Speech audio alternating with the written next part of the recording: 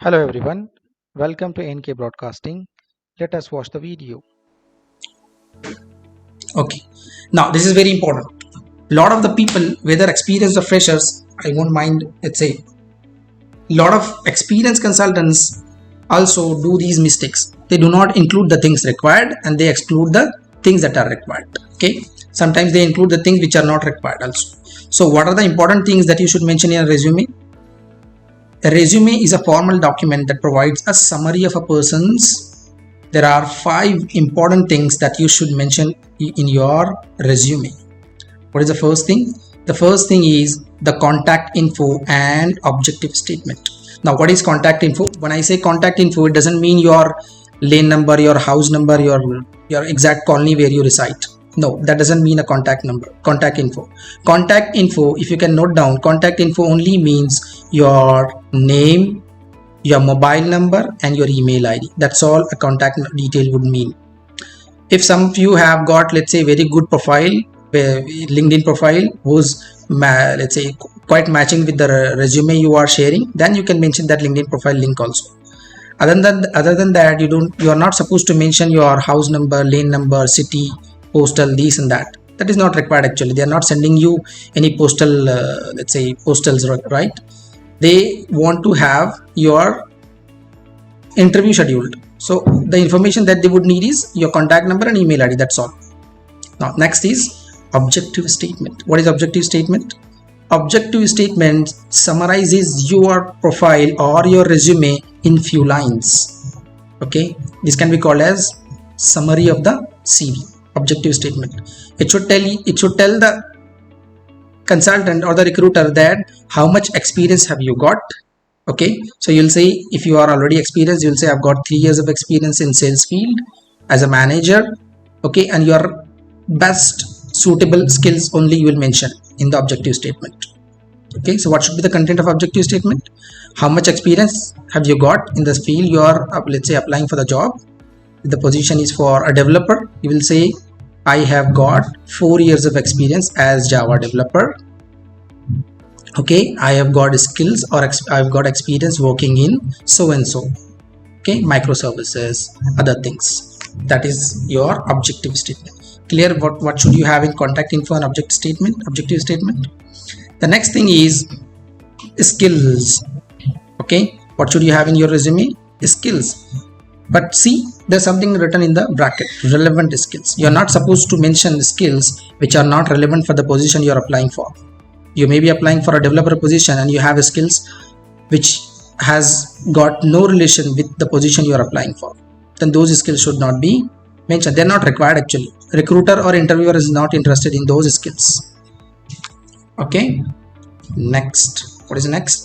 Next is the work or professional experience.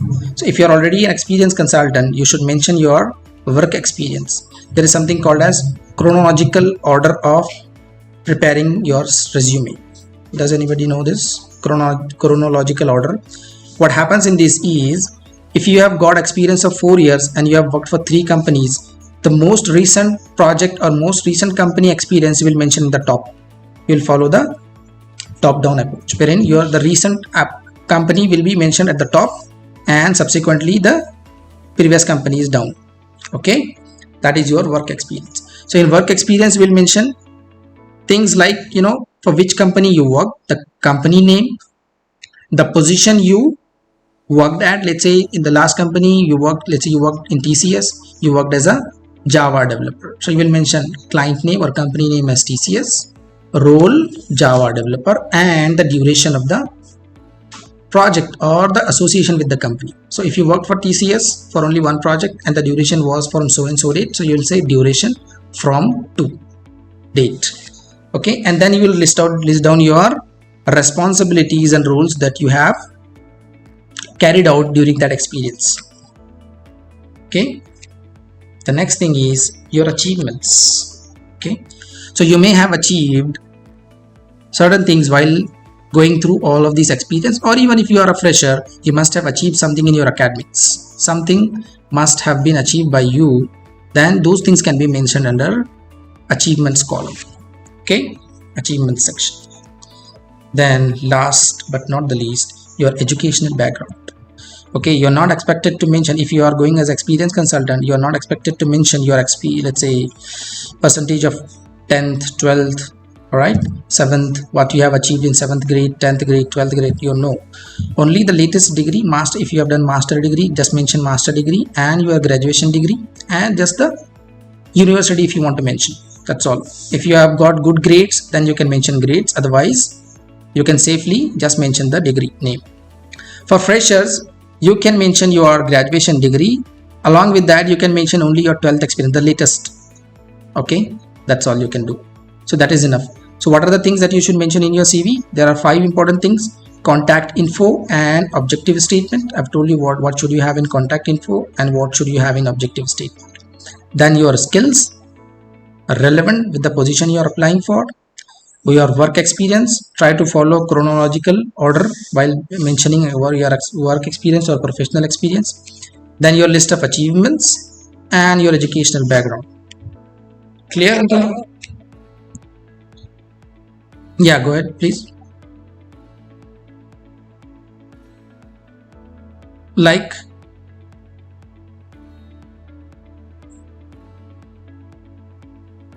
ये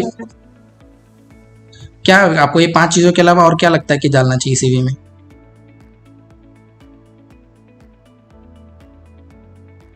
okay, ठीक है, मैं आपको एग्जांपल लेता हूँ कि कॉन्टैक्ट इन्फो में बहुत सारे लोग क्या करते हैं. I hope most of you must be comfortable with Hindi as well, so I will be using few Hindi words here and there. तो कुछ लोग क्या करते हैं कि they mention their marital status. That is not at all required. They mention their birth place. Not at all required, right? Why would a recruiter and interviewer would go and see your birthplace? They're not interested in those things, right? If required by HR people or for other processes, they will definitely reach out to you via email. While let's say once you are selected, then they may reach to you for those details. Just understand the purpose of resume. What is the purpose of resume? To secure an interview. And to secure an interview, you are not supposed to share your details which are not required. So do not mention unnecessary details in your CV or your resume. Never. It just overburdens the recruiters or interviewer job. They'll have to go through extra details. Okay? Not required at all. समझा अभी? हिंदी में हम हिंदी या उर्दू में हम लोग एक line बोलते हैं, जो दिखता है वही बिकता है. So your resume should appeal the interviewer or recruiter. They should be, yeah. Somebody, if you're not asking a question, please go on mute unless you have a question. I hope everybody is clear about these 5 things: contact info, objective statement, skills, work or professional experience, your achievements, and your educational background. So these are the 5 important things that you should have, that all of you should have in your CV or resume. Okay, now, yes please, any question from here? Yes please.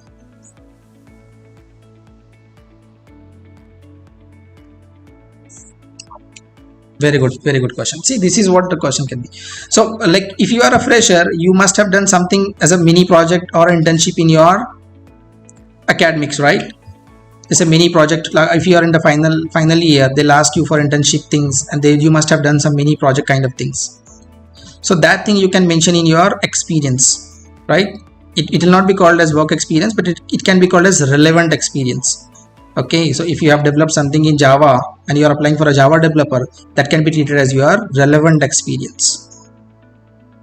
समझा अभी? Freshers के लिए you are supposed to mention the academic projects. और achievements में भी freshers के लिए क्या होता है? Freshers के लिए you can mention the things you have achieved in your academics, like you must have taken some participated in the competitions, like national competitions, international, let's say state competitions, district competitions. Relevant. Okay, you should not mention that you won a district level carom championship and you are applying for a Java developer. So that will not justify any good skill in your, let's say, position. अगर आपने कुछ ऐसा किया है कि आप Java developer के लिए जा रहे हो, but there was a coding competition and you won, at least you participated in that, whatever it is, तो वो आप मेंशन कर सकते हो इन द अचीवमेंट्स. ठीक है? Yes please.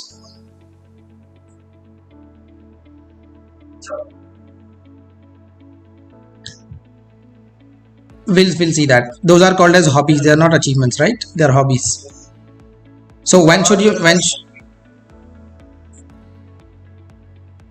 करेक्ट वो आप मेंशन कर सकते हो, वो आप मेंशन कर सकते हो. सॉफ्ट स्किल्स मेंशन कर सकते हो आप, communication skills, your critical thinking, okay, multitasking, all these are not relevant to the position, but they are still the skills, common skills. As a fresher you can definitely mention them. Hobbies we'll see. Okay, hobbies for experience and for freshers, they are like, two different aspects, so we'll see that on that as well. Yes, please.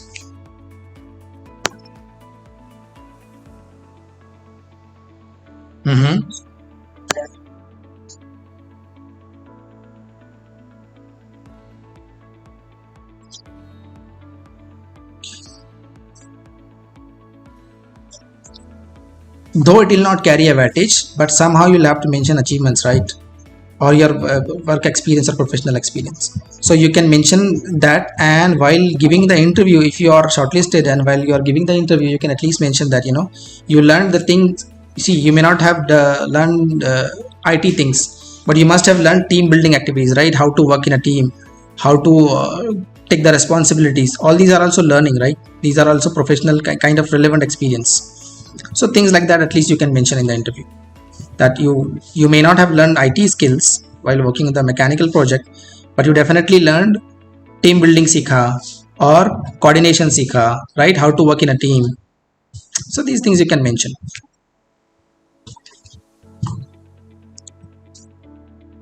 Clear until here? Thanks for watching the video. Please do not forget to like it and press the subscribe button for more such videos, and we will meet in the next one.